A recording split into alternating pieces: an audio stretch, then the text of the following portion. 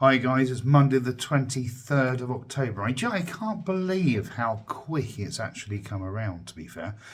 Tomorrow we will start our journey for our ultimate Quest 38. Now I've called this Nordic Call. There's a reason for that, because although we're going to Iceland, Norway and Iceland are very connected over the years. In fact, if we look back at Pangea, Norway, Scotland, Iceland, they were all connected together. Along with Ireland, for good measure, coming into the section of Oban, I guess, in sort of southwest Scotland, so westish Scotland. Anyway, so we're leaving tomorrow, Tuesday the 24th of October. Quest 38 is going to be amazing. We are travelling for the next 27 days, 3.5 weeks. The journey that we'll be doing, which is quite fascinating, and I'm afraid I haven't got the technical spec to work out the video yet. I will do in time, though, to add photos on.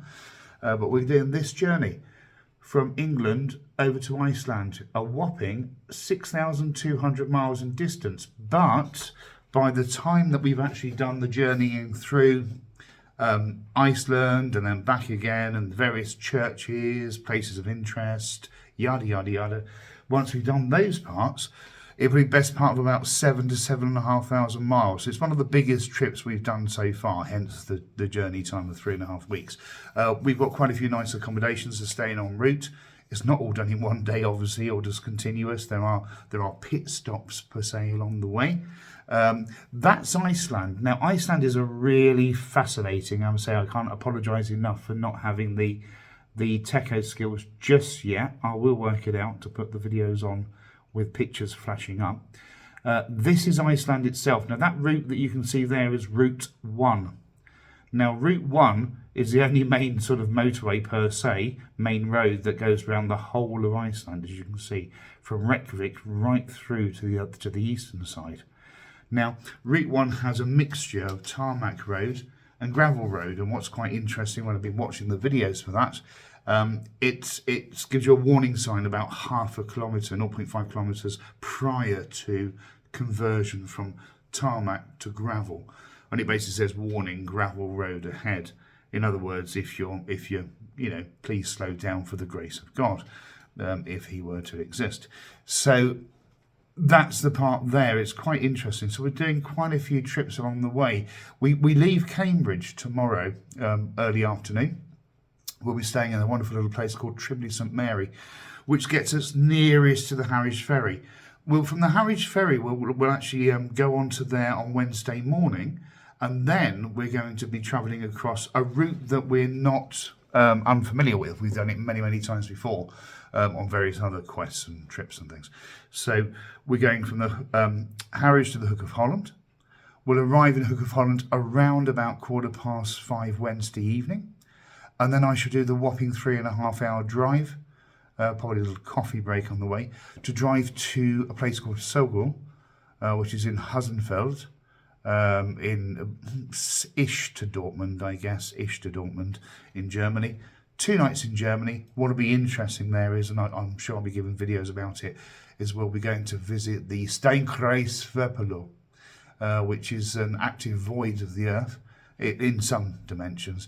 It's actually quite interesting because the Desposini actually referred to this particular stone circle as being quite enigmatic, energetic, quite of a magical sequence, really. So it's going to be quite interesting to go there and see what that's like. That's on the Thursday, this coming Thursday, the 26th of October. Probably get there around about 1:30ish. And then we've got a rather interesting church to go to, which is St. Jodocus, or Jodocus, in Kirchestrasse 2, Borger, Deutschland. Now that's only about 6 miles away, Borger, from the stone circle. It's quite interesting because it's named after Euthiel that became the King of Brittany in the year 630 CE, Common Era. So that'll be quite interesting.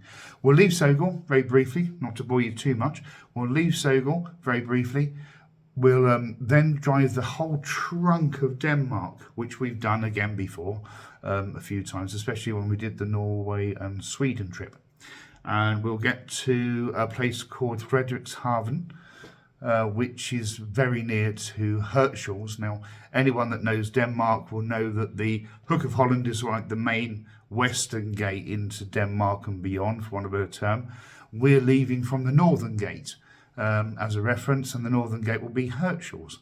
And Herschel's will take us on the ferry for 3 nights across, pit stop over at the Faroe Islands, and then travelling on to Iceland, the far east side of Iceland, so the opposite of Reykjavik.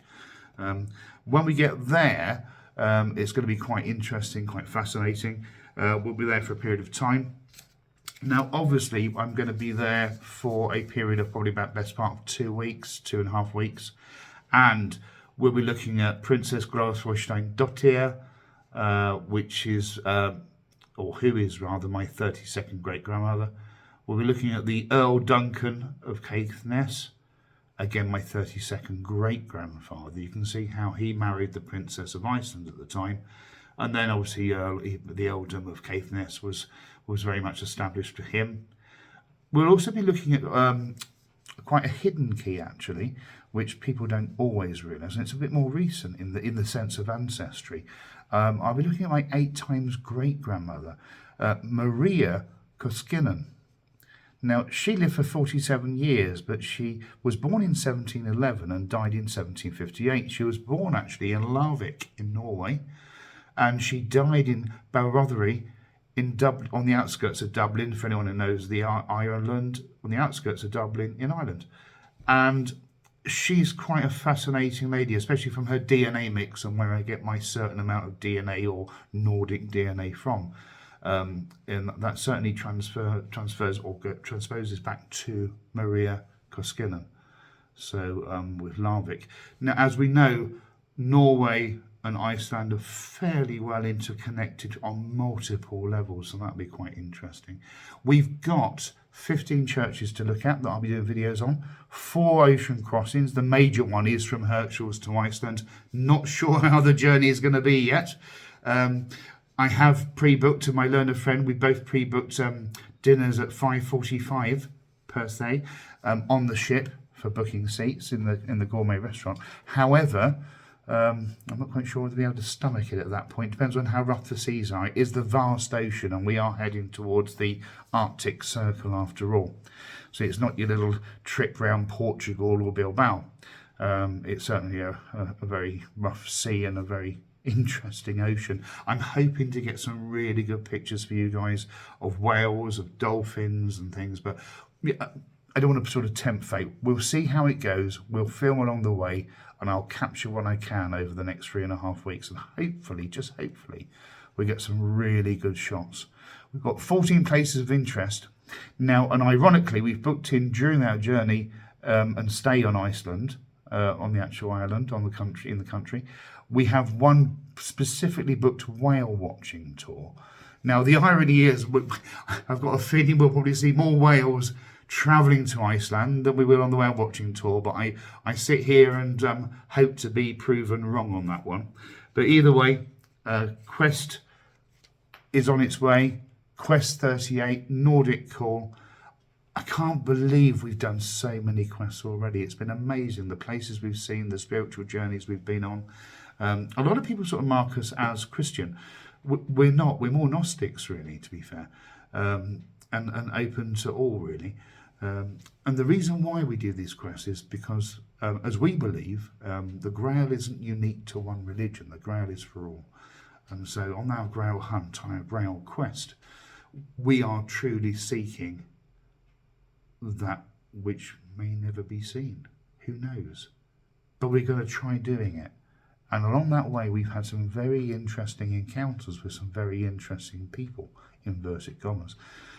We've had the most bizarre encounters, bizarre things happen. And it happens every time. And those almost to me are like reinforcers that make me accept and understand that we're doing the right thing. We're doing what we should be doing, because those little encounters, those little things along the way wouldn't happen if we were not meant to do it. So for whatever reason, and the powers that be, whatever you believe in, it's our own little pilgrimage, I guess, in that sense. But we have fun along the way. We see lots of interesting places, say history in its finest. We're living the history. We're certainly going back through my ancestry. By the way, I should actually mention that, sorry, for anyone that wants to research that. Maria Koskinen is actually, say, my 8th great-grandmother because she married Michaelis Fordham, and who was born in Dublin. So he is from, she, in the line, on the family line, she is from the Fordham side, which is quite interesting.